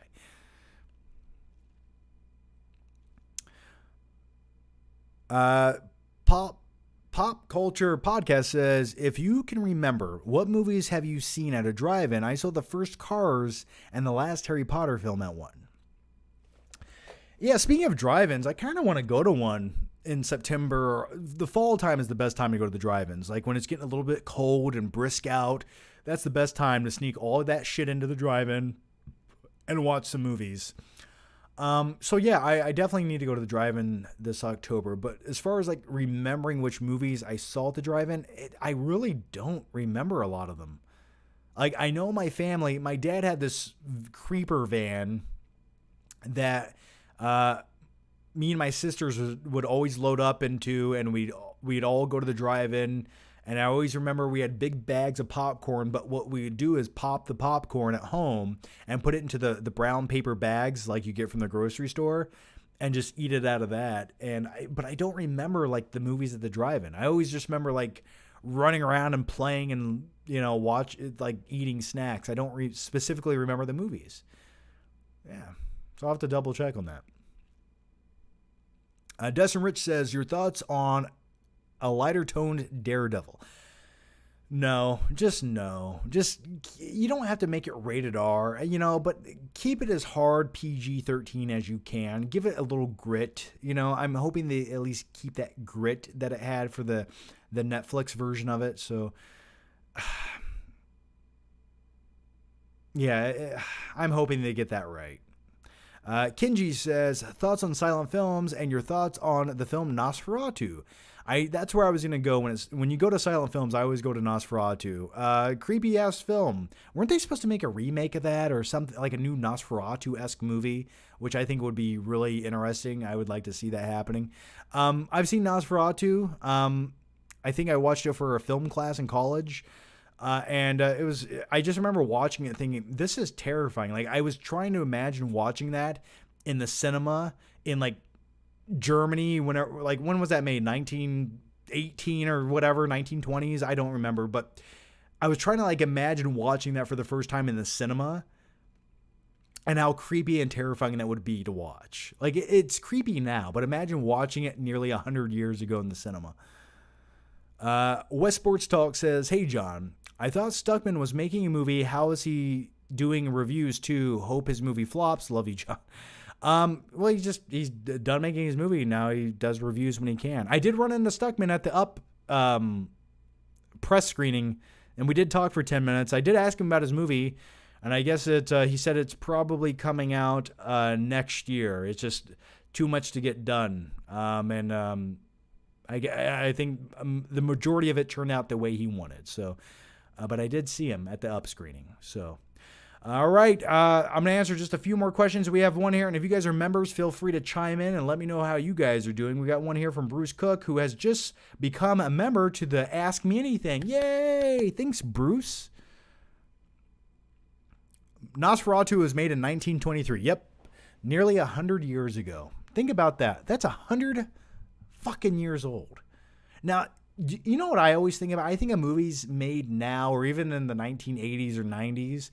And I think in 100 years, are people going to consume films the same way they do now? And will they give a shit about those movies?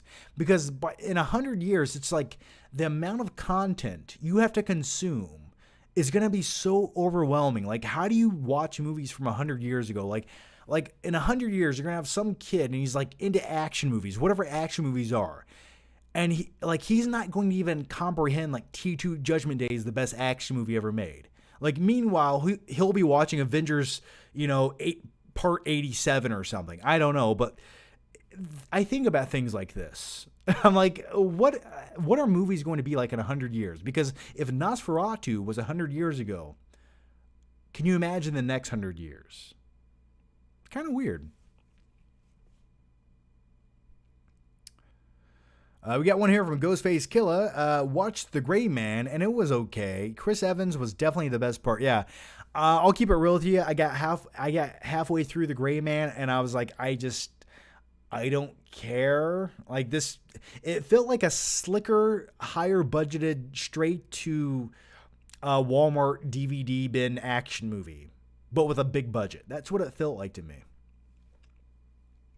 Better Zaga says, glad you like the beach. It's my guilty pleasure. I visit it every now and then and can't wait for the beach too. Yeah, I doubt that's happening, but I visit it every once in a while also.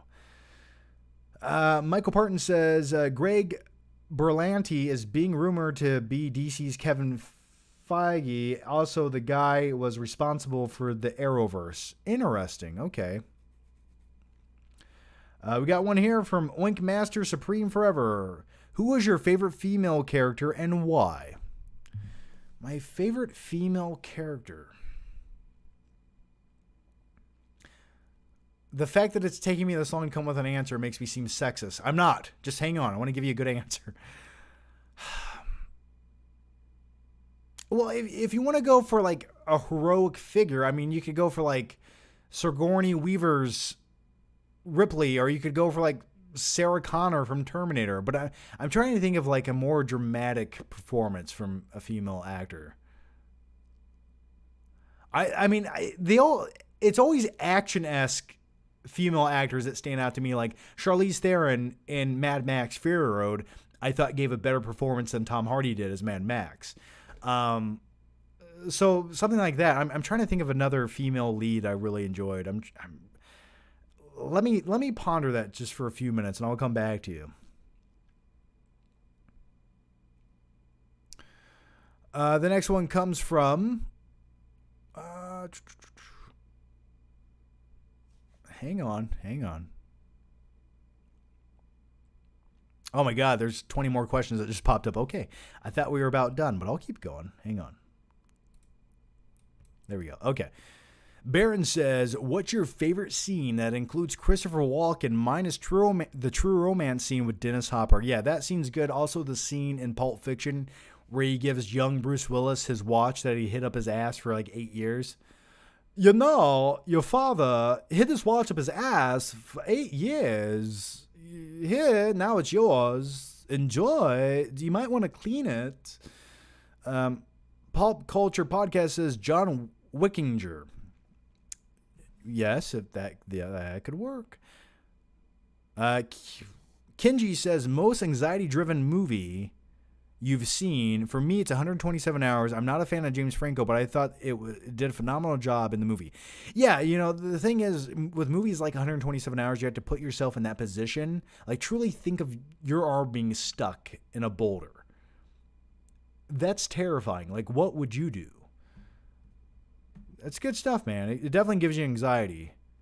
Anytime someone's trapped somewhere, it's definitely, like, evokes an anxiety out of me. Like, even the movie Up, or not Up, I'm sorry, not Up, the movie Fall, sort of gives you anxiety. Like, first of all, I wouldn't climb a 2,000-foot tower, but if I did, I would just fall off. Like, I'm not going to try to live and survive. I just need to jump off and die. That's it. It's over.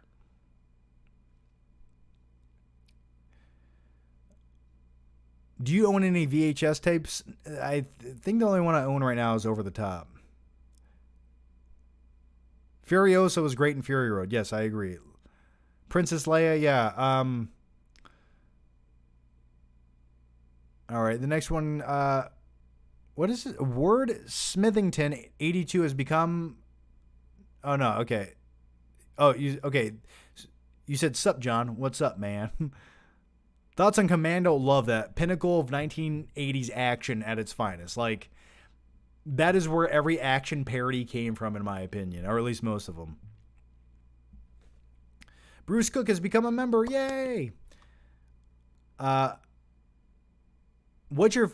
I already answered that. Night King 01 says, there was a remake for Nosferatu in the 1980s by Werner Herzog, who directed Bad Lieutenant. Perfect segue talk about Bad Lieutenant, John. Yeah, so when it comes to the original Bad Lieutenant starring Harvey... not Harvey Weinstein, oh my God. Harvey Keitel, Jesus. I've never watched all of it. Now, Bad Lieutenant starring Nicolas Cage was one of the most laugh-inducing theater experiences of my adult life. I was laughing so hard I could not breathe when I was watching Bad Lieutenant with Nicolas Cage. I watched it in an art house cinema with all these like 70, 50-year-old people, and they were watching it like it's a dramatic movie. And it is, but the dark humor and undertones of humor from Nicolas Cage just went over their heads. Meanwhile, my friend and I were sitting there just like hysterically laughing. Like, people looked at us like we were utterly insane. And I will never forget that. That was one of the best theater experiences I've ever had, was watching that. The part where he cuts off the oxygen to the old lady's oxygen mask or whatever. Oh my God. Like, he just that entire scene was gold. G Money Money says, what movie should me and my family watch tonight? Maybe Silence of the Lambs? I don't know. What do you... Okay, let's see. Watch Gladiator. How young are the children? I would watch Gladiator. If they're over 11 years old, they can watch Gladiator. There. That's what my recommendation to you, because I just watched it last week. Sour Sweet Gone Girl says, went to Best Buy to pick up Child's Play on Steelbook and saw a cute girl there. I was about to say hi until I saw her pick up the 4K Steelbook edition of Morbius. I'm losing faith in humanity. You should have ripped out of her hand and saved her. She was a damsel in distress and you failed to save the day. You should be ashamed of yourself. So anyway, yeah, they are. Sometimes you know what I need to do? That would make a great video. Like, I just set beside the Morbius Blu-rays at Best Buy, right? Day in, day out. And I wait until someone picks it up just to slap it out of their hand. I wonder how long I'd have to wait for that. Night King 01 says, I'm talking about the Nick Cage one. Yes, yeah, I was too.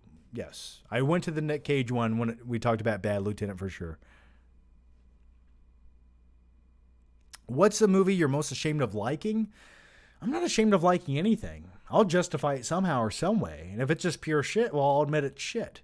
But the fact that you can admit that it's shit, that's step one. Some people just like shit and they don't know any better, which is terrifying to me. Oink Master Supreme Forever says, where did the $200 million budget for Gray Man go? I don't know. I think more or less they make their own films as tax write-offs. So what they do is inflate the budgets for these films to where maybe it only costs $100 million to make, but they're basically paying double for everything, even though they didn't really pay double for everything as a tax write-off. That would be my speculation. That's what I would do. Michael Parton says, also hated what they did with Zack Snyder after his tragic loss.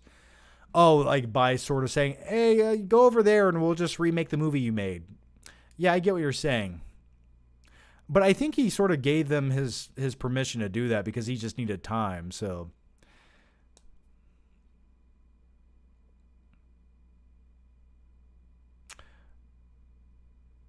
John, what do you do when you get sad? I cry. No, you know what I do? I don't waste time with that, right? I'll start playing video games or watching movies. I will watch a movie that takes me to my happy place when I get sad. Or I'll get out of the house and go for a drive. Like, you gotta get out. You gotta move. The worst thing you can do is when you're sad is trap yourself in four walls known as your house. That's where everything starts bouncing off the walls and hitting you back in the face. You don't want that shit. You got to get out of there. So go for a walk or watch a movie that just makes you happy. That's what I would recommend.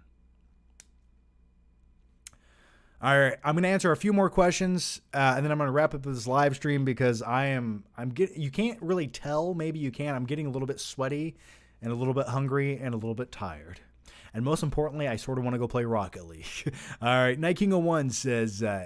he grew antlers like Gazelle scored a touchdown. Who grew antlers?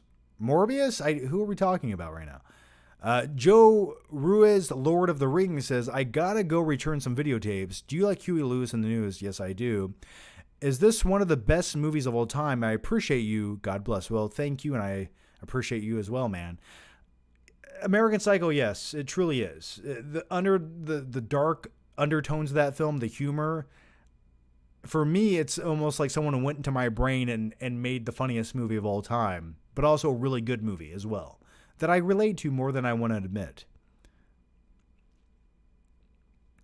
Henry says, rewatched The Hateful Eight, loved it, forgot how graphic it was. Oh, The Hateful Eight, that is a movie I have rewatched probably no less than 10 times, and I like it more every time I watch it. It relaxes me. You want to talk about a good female performance? The Hateful Eight. Yes.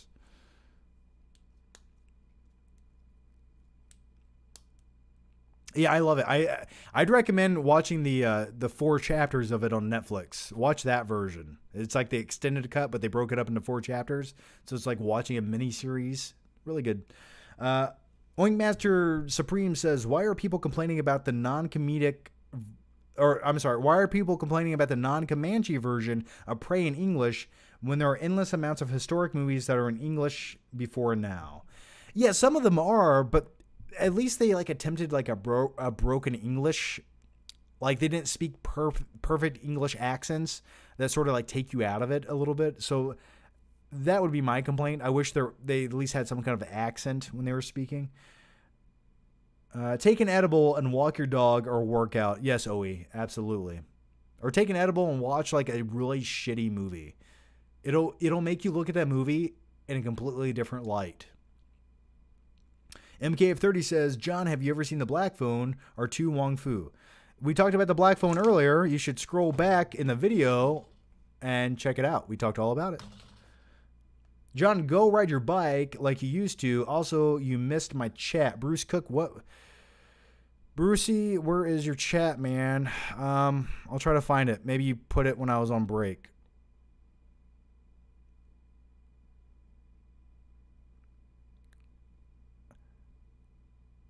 The last one I'm seeing is about the alien invasion movie, Bruce. So I'm not seeing your question on here. Can you type it again right now in the normal chat? I'll find it. If I miss it, I'll include it in the next live show. Nike01 says, it was a quote from Nick Cage, High and Bad Lieutenant. Oh, yes, where he grows antlers, yes. I was just thinking about him breakdancing with a lizard in the foreground of the camera. Or the part where he's getting a BJ outside from some chick as her boyfriend's watching, and he's like, what's the matter? Your father, you're not going to enough school plays? It's like, what is this? It's great. Should Drive have a sequel? I think it could have a prequel. La Cava says, who is your favorite Teenage Mutant Ninja Turtle? Probably Raphael. He's always like the more badass character, the more conflicted, angry character. I've always liked him the most. Shredder's coming. Bruce Cook says, John, will they consume Casablanca and Citizen Kane? They will laugh at Pacific Rim. Are you talking about people in the future? Could you imagine people in the future like gravitating towards like some shitty generic bad movie like Pacific Rim 2 and like people praising it, thinking it was like the next step in human evolution? Could you imagine that in like 100 years? Someone gets a hold of like Pacific Rim 2 and like it's just like that's the movie everyone loves. That terrifies me. Night King 01 says, did you watch Blowout yet? No, I did not. It's on the to-do list. I have not watched yet. I've been meaning to, man.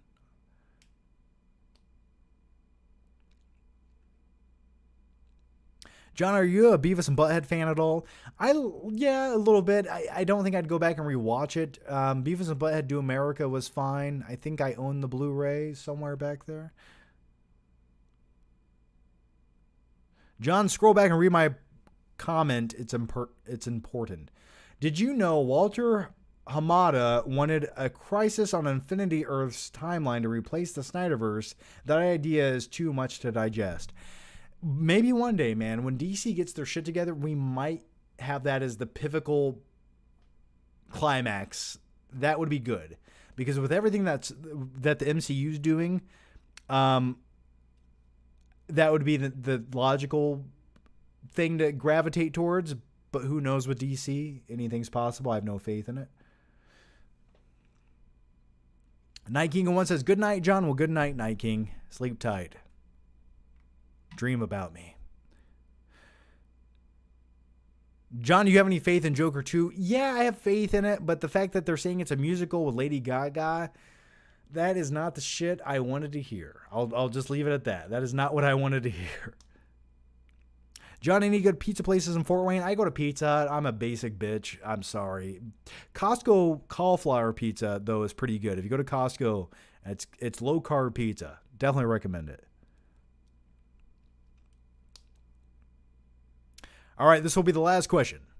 It comes from David. I had recently a rough breakup at the beginning of the summer, and I still think about it. I still think about her and really miss her. Do you have any advice? Also, what are good breakup movies to watch right now? Oh man, if you want a good breakup movie, go watch something like American Psycho or something. I don't. You'll get over. What's gonna happen is in 3 to 6 months, and maybe even a year, you're gonna be laying in your bed one night, and you're gonna think to yourself, "Oh my gosh, I dodged a bullet. I am so much more at peace with myself than I was." And you're going to be so grateful for the decisions that happened. And if you break up and you can't make anyone like you. You just can't. So it was meant to be. The only other thing you could have done is forced yourself to be a different person than you actually are, where you would have ended up resenting her anyway. She wouldn't have respected you and would have ended in a train crash. So the best thing that could have happened to you happened. Just take comfort in that. It worked out the way it should have. Unless you completely fucked up and it's all your fault. Then you're just going to have to live with that guilt and shame the rest of your life. But I think it'll be okay. You'll come to that conclusion in about 3 months. In the meanwhile, go to the gym, work out, get on Tinder. Night King 1 says, also Roadhouse remake, terrible idea. Absolutely. If it's Jake Gyllenhaal and it has a competent director, I think it's a great idea.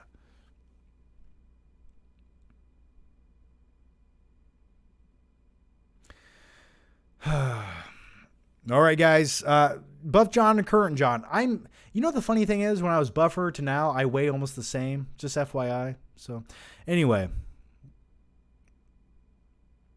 If you want to come measure my biceps, you can. I assure you, they are bigger than yours. Buff John, grandma arms. Baby arms. Baby arms. All right. It's getting too late. I'm going to go. Thanks for watching, guys. Thanks for all the questions. I'll wrap it up there. I'm sweaty. I'm tired, but thanks for hanging out. Have a good night. We'll try not to wait 2 weeks between this live stream and the next one. I promise you that. And I'll see you guys next time. Bye-bye. Have a good night.